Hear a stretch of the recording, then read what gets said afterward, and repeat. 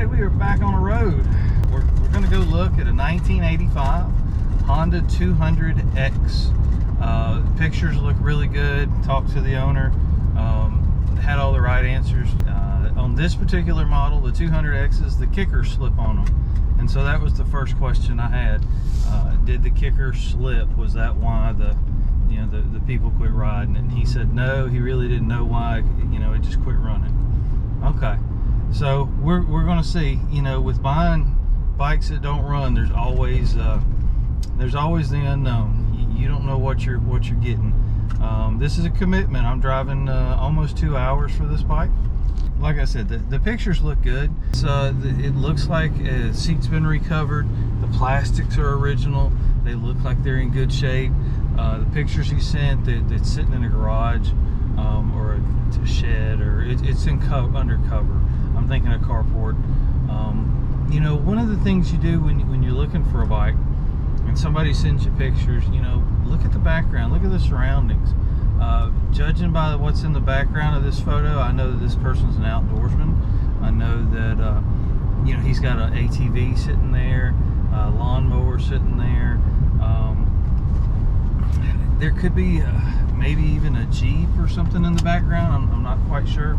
And what I'm trying to do is I'm trying to build a picture or an understanding of the surroundings of the person that I'm fixing to deal with, the residence that I'm going to, possibly how the bike was treated.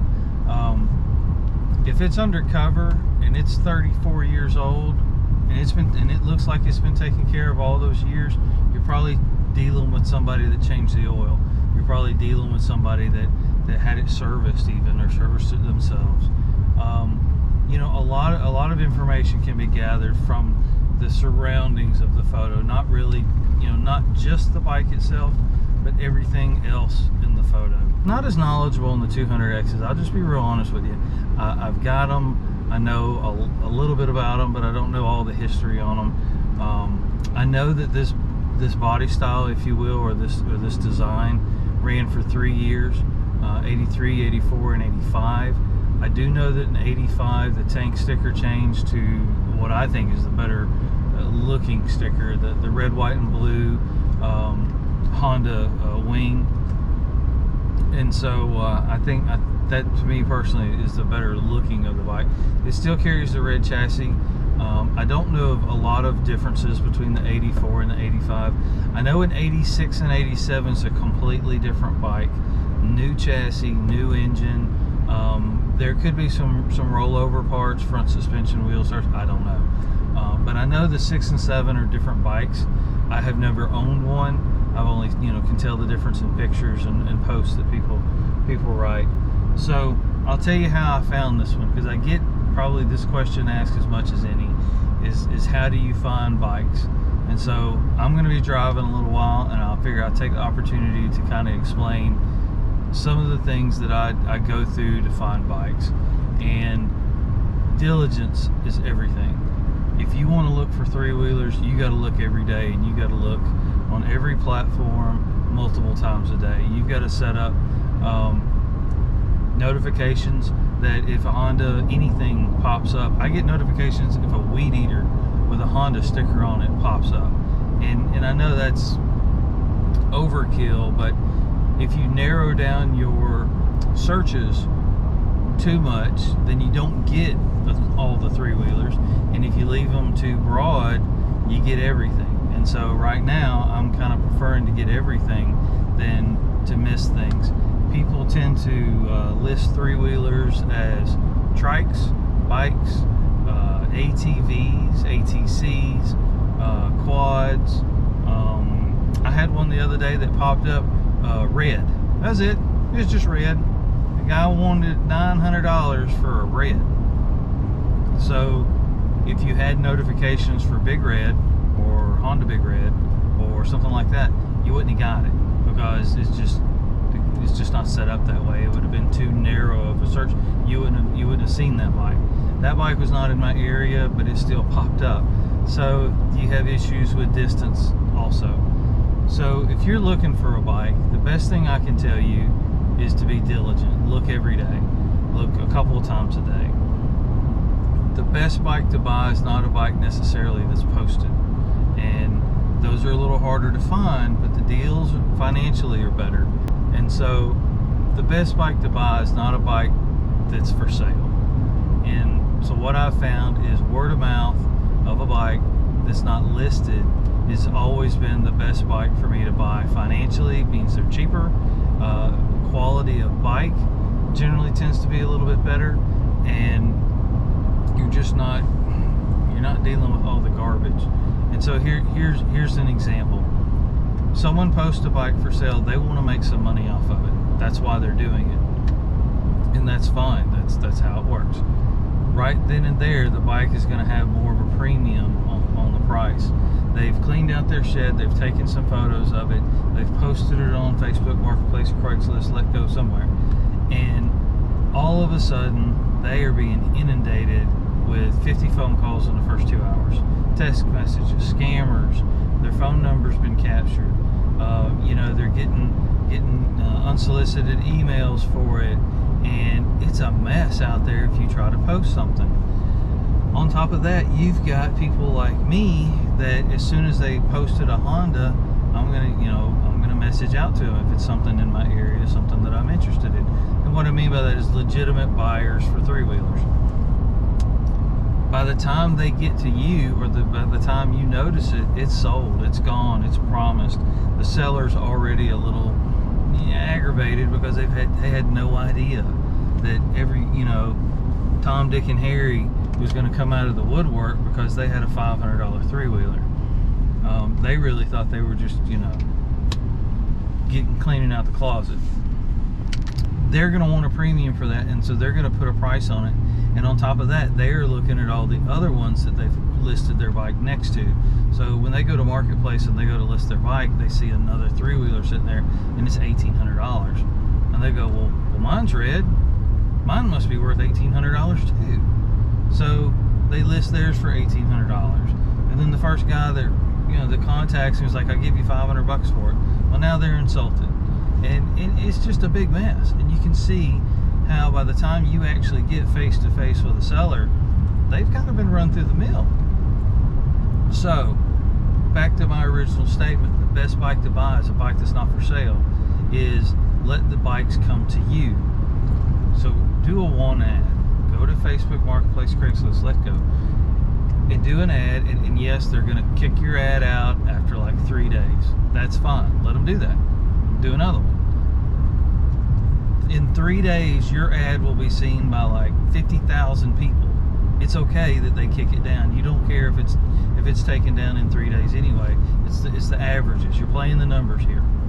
You do an ad, and that's where this bike came from. This 200X we're going to look at, it came from a want ad. The guy contacted me and he said, hey, I've got a three-wheeler. I'm moving. I'd like to sell it. This is what I want for it. If you're interested, email me. So I emailed him. I said, yes, sir, I'm interested. 85 200X. Can you send me some photos? He sent me some pictures. He knew he was dealing with someone that was serious. He didn't want to deal with tire kickers. He didn't want to deal with somebody stealing his phone number and his name and his address and putting it on the internet or anything like that. He wanted to get rid of a bike, and his price was reasonable. That's what I'm talking about. When I put that ad out there, that's the kind of thing I'm looking for. This bike was not listed for sale. He's actually waited 5 days for me to get my work schedule to where I could cut loose and come look at it. You know as well as I do that a bike listed anywhere for sale is not going to last 5 days at a good price. It's not. It's going to be sold in 24 hours generally, maybe a day or so, but no more than that. But because this gentleman knew he was dealing with somebody that had the means and the want to buy a three-wheeler, he's willing to wait 5 days. Because I asked him, I was going to have a relative go and meet the gentleman and buy the bike the very next day after the email, because I didn't want to lose the opportunity. And I called the gentleman and I asked him, I said, I can have a family member meet you, pay you, we'll be square tomorrow. Or it's going to take 5 days for me to get off of work to go there and meet you myself. And he said it didn't matter. He said the bike's not, his exact words were, the bike's not listed, it's not going anywhere, I can wait. I said, okay, great, thank you. And I appreciated that he was willing to wait. So that's the way we did, and that's how it went down.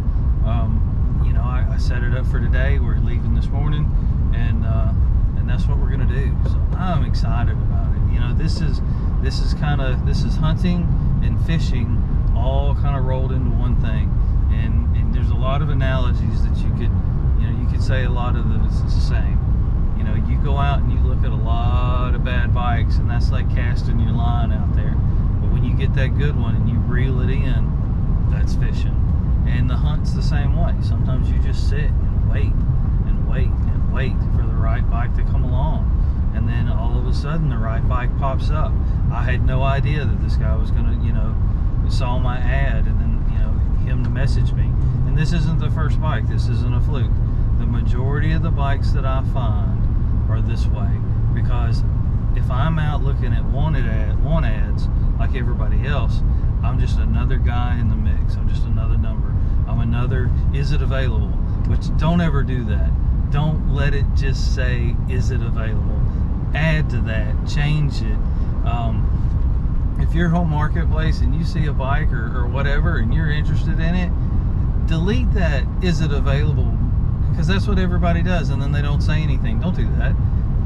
Delete that. Say, hi, I would like to see this bike, or hi, does it run? Or, you know, start with a greeting. Man, I can't tell you how many times I get a text message that just says, does it run? Or $500 or nothing. Man, at least, you know, and I'm kind of to the point now, if that's how you're going to converse, then that's kind of what you're going to get back. If you send me an offer and I don't like it, and you ain't said hello or hi or howdy or nothing, you're just gonna get a no. That's it. If that's all the effort you're gonna put into something, I don't care if I do business with you or not. That's a little cold, but I don't know what happened to the manners. I never send a text message without some type of hello, hi, hey, something. Dang, that's cold. I am at my destination, and we will go see what this 200X looks like. Wish me luck. Bye. All right, that was an adventure. That's always fun. Going somewhere new, meeting somebody new, negotiating, figuring out, you know, what's a price everybody can live with, everybody's happy with. That's always fun. We picked it up. She's in the back of the truck there, got it in a little trailer. I got the fenders here next to me in the back seat.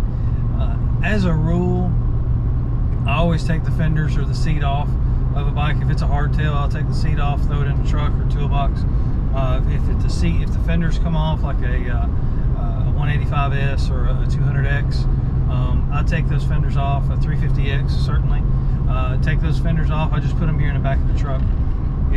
It's just not worth them blowing off going down the interstate. I've got a 2-hour ride home, and I just don't want to have to keep looking over my shoulder. Make sure that, you know, nothing's going to blow off. Always tie it down good, but you know, a big truck come past you or something and the wind catch something just right, it's just not worth the risk of damage. But that was fun. You know, pictures tell 1,000 words. Isn't that what a picture says? It says it's 1,000 words, something like that. Somebody really wise came up with that. Well, that guy didn't spend any time on Craigslist or Facebook. Pictures are close. A couple of things spotted quick on the bike that weren't noticeable in the pictures. You know, some of that's my fault for not asking for more pictures. You know, I take complete responsibility for that. Could have asked for more, but you know how that is. You start asking for more pictures, and the seller, you know, doesn't feel as comfortable, and then all of a sudden you're off to a bad foot. So it's always best to go and be in person and negotiating in person. I actually was able to get it cheaper in person than what the gentleman said over the phone, and so that's always a win. We hit it off. We had a good rapport. We visited a couple of minutes. Come to find out, we both come from Tennessee. which is is nice.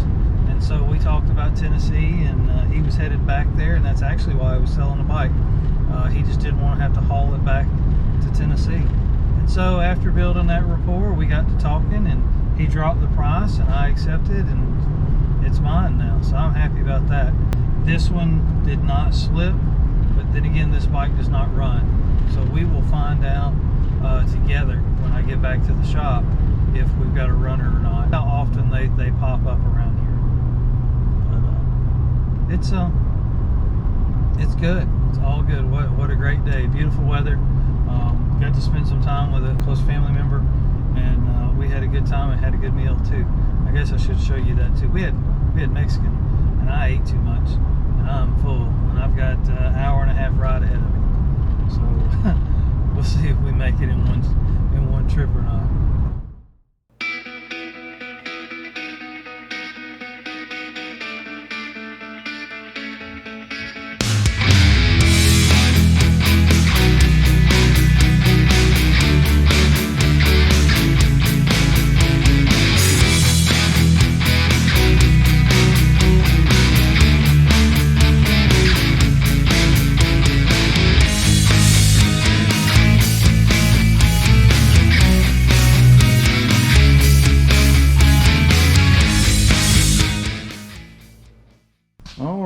Well, looky here, looky here, looky here.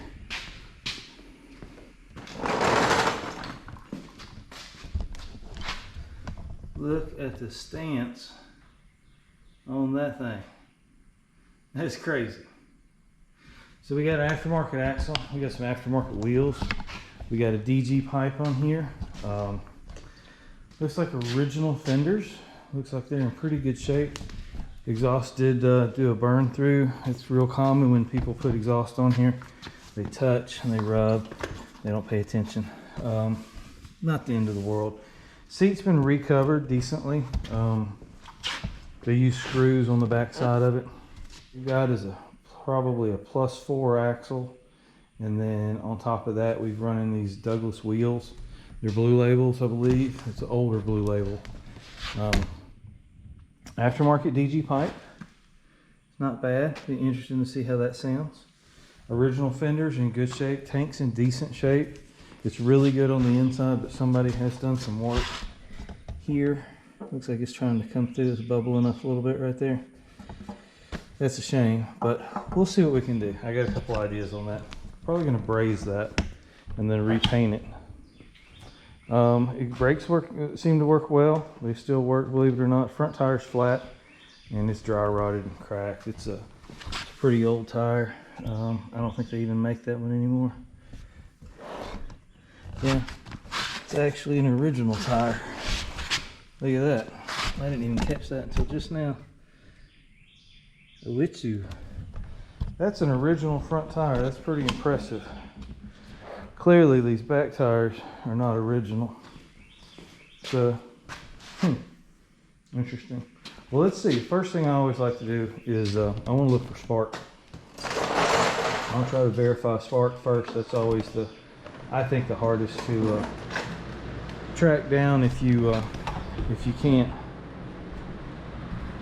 So let's turn it over. Let's pull the plug on it and see if we have spark. If we've got spark and compression, then it's going to be carburetor. The seller did say that it was carburetor was the issue, but that's just kind of a common thing. Everybody says it's carburetor. I don't know why they choose that one thing, but that's what they all say. So let me get some tools.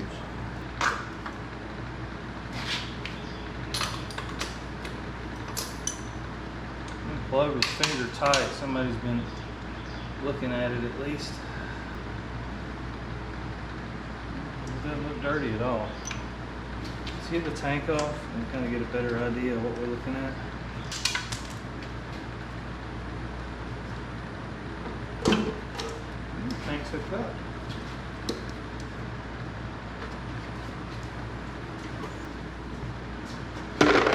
New bike, new bucket. Just kind of checking things out, looking for wiring issues. That's what we're going after, is electrical first. I like to go after the electrical first. Just kind of seeing, you know, Does anybody monkey with any of this stuff? Is any of it, you know, unplugged? Is the ground off? Is the coil not hooked up? What's original, what's not, what somebody messed with? You know, before we start tearing in, putting a lot of labor into it, kind of see what we're working with. Sometimes this can be really easy stuff. Somebody's been in here, somebody's messed with the wiring a little bit at some point in time. None of this is original, so it's always suspect. Anytime you see butt connectors and tape, things like that, zip ties, they didn't use zip ties back then, they used metal ties. Wiring going to the, it's frayed, and that's going to the tail light, which, you know, wouldn't keep it from running, but certainly something you want to look at. So I'm going to go clean this plug up. I don't even know if it needs it. The plug looks great, look at that. See? Pretty good. So let's see if we've got spark. I did kick it over at the seller's place, but I just pulled the plug out of it. With it being loose like that, it makes me think that someone else is in the off position. That's interesting. It's in neutral. Front brake works good. That's crazy. Oh, we got spark. That's awesome. Can y'all see that? Oh, y'all just saw me. All right. So on this kickstart bike, we want to check for spark. So we've got it. I'm going to show it to you. See if I can hold all this. Y'all see that spark? Okay. That's good. That's great. All right. We talked about this in the other videos. We are a third there. We're a third of the way.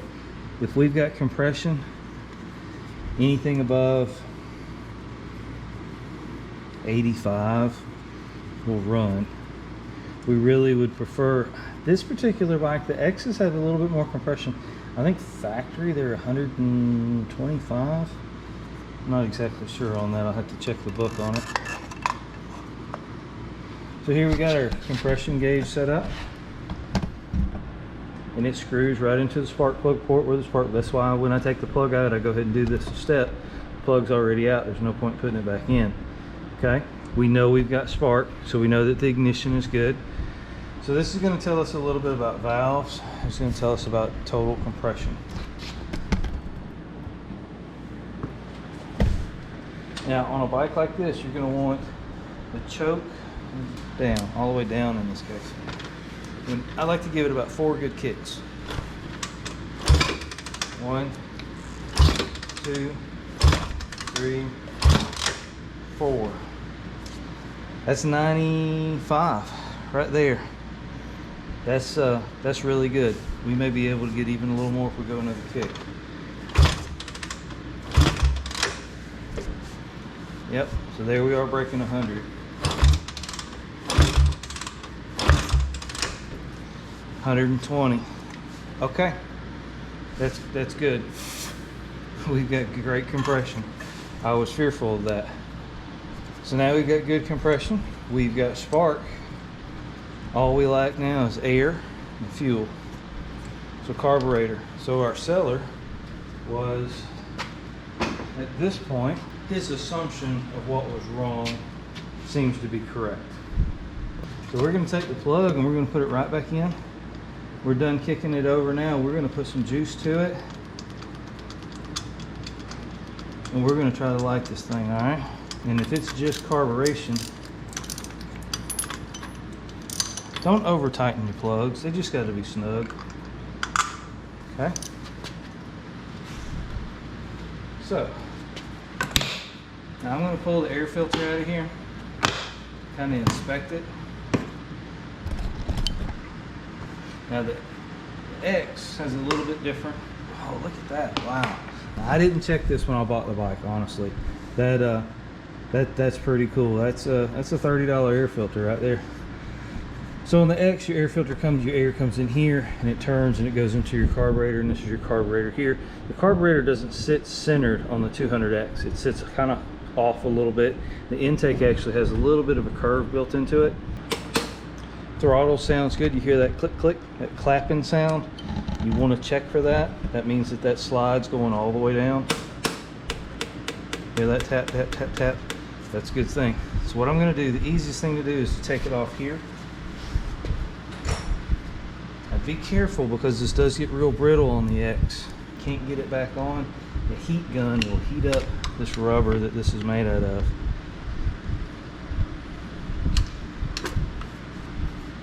And it's got to come off to do a carb swap anyway.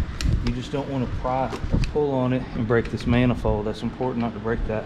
And they are kind of brittle. They're held on by two little teeny 8mm bolts. So they're real easy to snap off. Let's put some gas in it. I think she's gonna run. We got her on, we got her off. You know, we could have checked spark with it in the off position to see if the switch works. I'm gonna take a chance to say it does.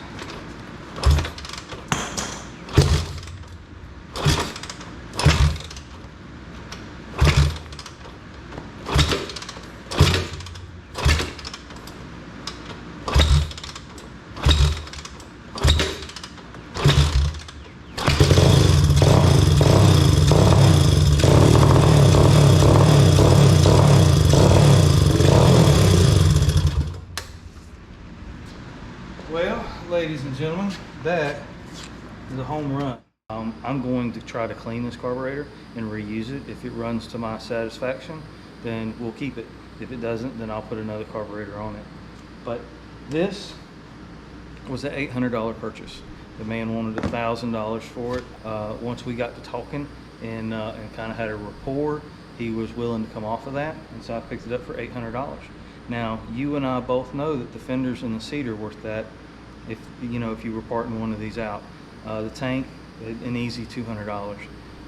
So there's your money right there. The rest of the stuff that you see is free. But we're gonna make a lot more 200Xs. That seems to be the bike that I really like the most. They're not very plentiful, but for those that pop up, I'm gonna get. So I noticed the lights didn't work. That could be a wiring issue. Could just be a fuse, could be bulb issue. That's also something that's common, is the bulbs will burn out over the years, and then, you know, people just don't replace them. They think, well, they can't find them. Actually, you can find them local in your auto parts and Napa discount store. This bike needs tires. And speaking of tires, have you ever seen a sand tire that wore out?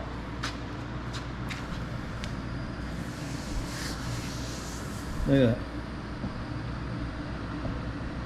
That's crazy, isn't it? With the wheels, a +4 axle, a DG pipe that actually sounded pretty good. This is a slam dunk.